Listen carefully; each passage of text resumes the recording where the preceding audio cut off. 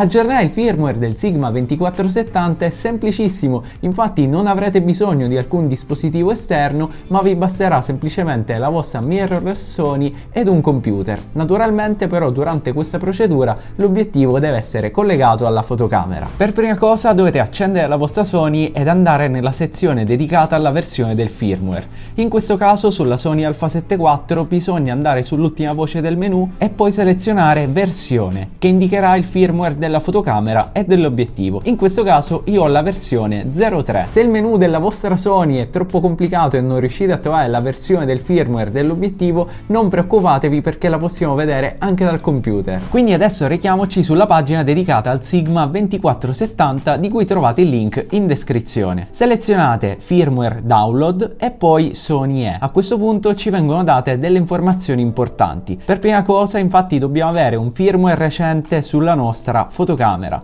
poi la Sony deve avere la batteria carica o deve essere collegata all'alimentazione. Naturalmente durante l'aggiornamento non bisogna rimuovere la fonte dell'alimentazione e non dovremo spegnerla. Ci viene anche richiesto di rimuovere le schede di memoria e naturalmente l'ottica deve essere montata sulla fotocamera. In questo caso è richiesto almeno Windows 8.1. Scendendo giù vediamo l'ultima versione del firmware e in questo caso è la 04 e c'è anche un breve changelog. Quindi clicchiamo su download e accettiamo il contratto di licenza. A questo punto apriamo il file dove vengono riportate alcune delle cose che abbiamo già visto. Per prima cosa quindi rimuoviamo le schede di memoria dalla fotocamera e poi selezioniamo il collegamento di massa dalle impostazioni USB della nostra Sony. Colleghiamo quindi il cavo USB alla Sony e poi al PC. In tutto questo processo non dovrete mai toccare la Sony. Adesso dovrebbe così aprirsi una finestra di Windows che ci dà la conferma che il computer ha riconosciuto correttamente la fotocamera. A questo punto clicchiamo su avanti e dopo qualche istante ci comparirà la versione del firmware attuale e poi quella che stiamo installando.